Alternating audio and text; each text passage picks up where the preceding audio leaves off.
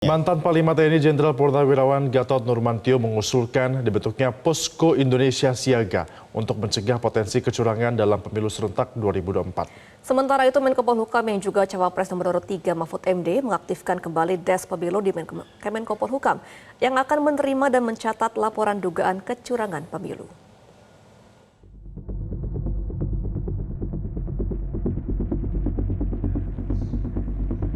Mantan Panglima TNI Jenderal Purnawirawan Gatot Nurmantio mengusulkan dibentuknya Posko Indonesia Siaga untuk mencegah potensi kecurangan dalam pemilu serentak 2024. Gatot menyatakan usulan itu muncul setelah ia membaca hasil survei Pemuda ICMI Pusat yang menyatakan pemilu 2024 dipastikan curang.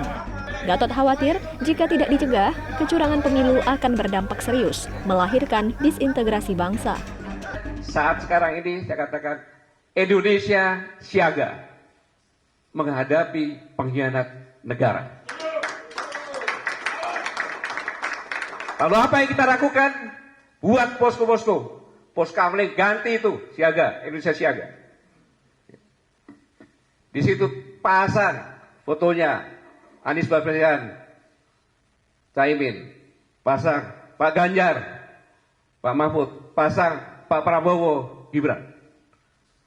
Tidak berbicara tentang kontestan, tetapi kita mengawal tidak ada yang curang, tidak ada yang intervensi. Potensi kecurangan pemilu 2024 juga disampaikan pengamat politik Ikrar Nusa Bakti. Ikrar menyebut Presiden sudah pasti tidak netral karena menggunakan tangan TNI dan Polri mempengaruhi pemilih. Memang sudah pasti tidak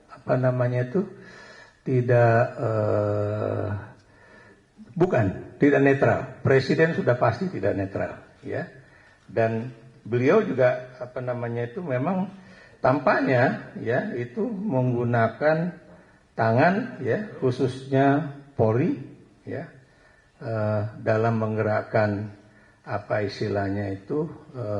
orang-orang di daerah supaya paslon yang didukung oleh presiden itu akan memenangi pemilu 2024 ini ya. Sebelumnya Menteri Koordinator Politik Hukum dan Keamanan Menko Polhukam yang juga calon wakil presiden nomor urut 3 Mahfud MD mengaktifkan kembali Des Pemilu di Kemenko Polhukam. Mahfud menambahkan, Des Pemilu di Kemenko Polhukam bukan bagian dari penyelenggara pemilu. Des Pemilu Kemenko Polhukam hanya menerima dan mencatat laporan dugaan kecurangan pemilu yang kemudian disampaikan ke KPU. Posko pemilu itu sudah ada, bukan posko itu namanya Des Pemilu. Sejak tahun 2014 sudah ada. Dan itu bukan penyelenggara pemilu, tidak akan mengadili pemilu, tidak akan kurang pemilu. Penyelenggara pemilu itu KPU. Itu hanya mencatat peristiwa, menerima laporan lalu disampaikan ke KPU. Supaya tahu juga bahwa di DES itu ada 19 kementerian lembaga termasuk TNI, Polri, Kemlu, Menteri Keuangan, Kemdagri, KPU, Bawaslu masuk di situ. Itu kan orang bodoh namanya. Dalam sistem pengawasan pemilu sebenarnya sudah dibentuk Sentra Penegakan Hukum Terpadu atau Gakumdu oleh Bawaslu, Polri, dan Kejaksaan Agung.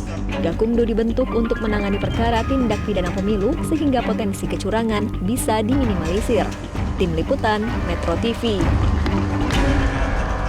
Jelajahi cara baru mendapatkan informasi. Download Metro TV Extend sekarang.